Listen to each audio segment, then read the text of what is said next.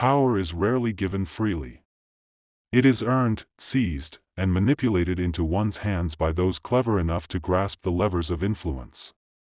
One of the sharpest, most subtle instruments in this pursuit is the ability to control the options people believe they have.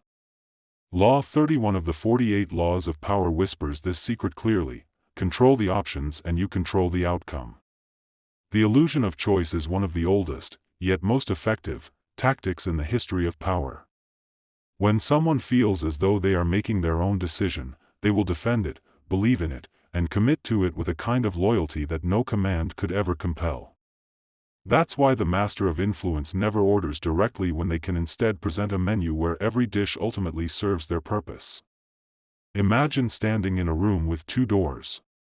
Behind one lies a difficult, risky path, and behind the other, a seemingly safer, well-lit passage.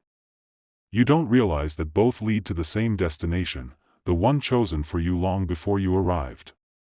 The real power in that room belongs to the person who built the doors, arranged the lighting, and carefully planted ideas in your mind about which one you ought to choose. The world's most skilled politicians, negotiators, leaders, and even con artists have always understood this principle. It's not about removing choice, it's about offering choices that benefit you regardless of what's selected. Historical examples stretch across centuries. In ancient times, when a general laid siege to a city, he might offer the inhabitants two options: surrender peacefully and retain their homes, or fight and face annihilation. At first glance, this appears to be an act of mercy, a ruler giving his enemy dignity in choosing their fate. But in truth, both options serve the general.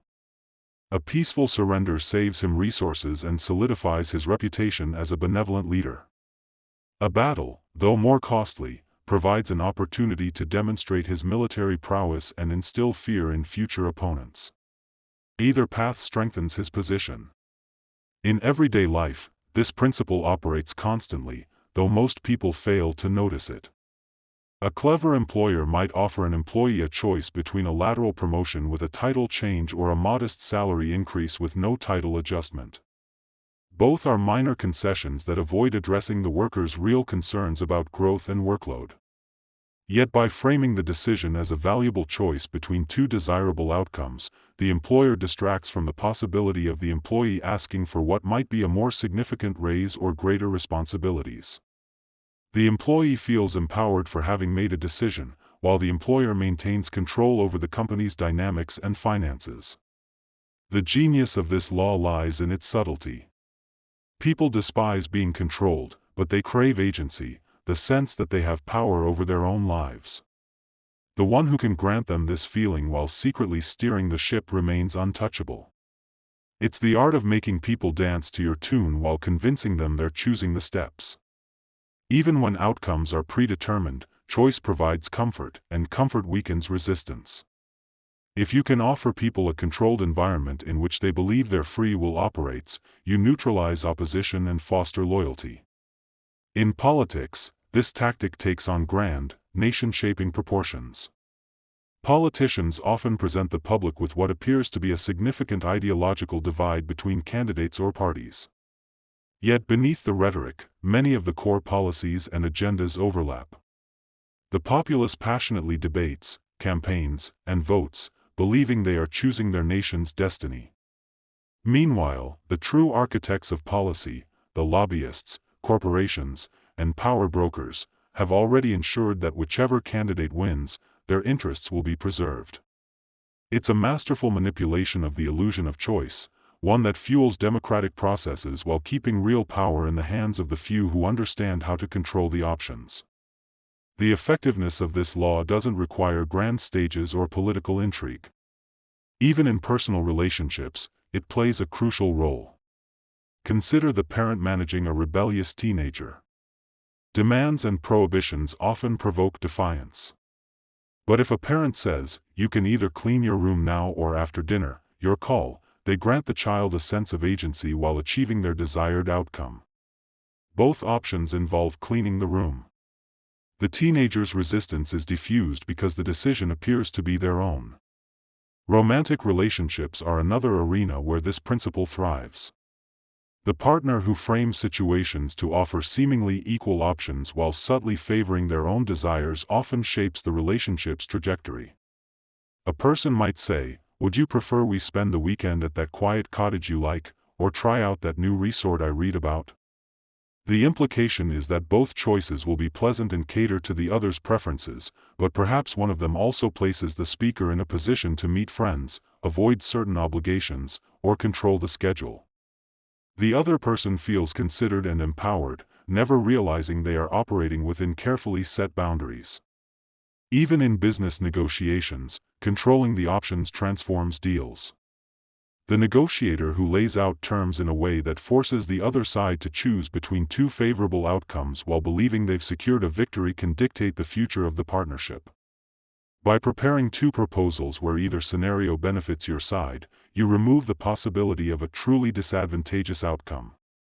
This tactic requires foresight, a deep understanding of human psychology, and the ability to anticipate desires and fears. Another powerful application of this principle is creating false alternatives. Instead of offering the real options you fear or dislike, you create decoys that appear significant but are either irrelevant or strategically advantageous. By doing so, you control not only the choices people see but also the framework in which decisions are made.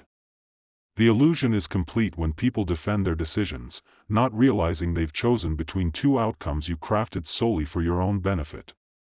Consider military campaigns, where commanders often maneuver enemies into narrow situations where the only apparent choices are to retreat or attack a fortified position. The enemy believes they are acting strategically, yet both options fall within the orchestrator's plan. A retreat might leave them vulnerable to ambush, while an attack leads them into a trap. Controlling the options in war is about manipulating terrain, timing, and perception. The greatest commanders don't simply outfight their opponents, they outthink them by limiting their options and controlling their perception of those options. On a psychological level, people gravitate toward what feels familiar, acceptable, and safe. A skilled strategist understands this and constructs choices that exploit these tendencies. When confronted with 2 or 3 paths, most individuals rarely question the validity or origin of those options. They assume they are natural and inevitable, focusing instead on evaluating the risks and benefits within the presented framework. The one who designed that framework remains invisible, while the chooser takes ownership of the decision. This law also reveals something profound about human nature. People crave choice, but too much choice leads to anxiety and indecision. Psychologists call this the paradox of choice. When faced with endless possibilities, individuals often become paralyzed, fearing they will make the wrong decision. The manipulator who limits options, presenting a clear and manageable selection, alleviates this discomfort and is often welcomed as a problem solver. In doing so, they secure influence without resistance. History is filled with stories of rulers, corporate moguls, and revolutionaries who mastered this tactic. Julius Caesar, before crossing the Rubicon, presented his generals with a seemingly impossible choice: remain in Gaul and be politically dismantled, or follow him into Italy and face civil war. In truth, both outcomes favored Caesar's ambitions.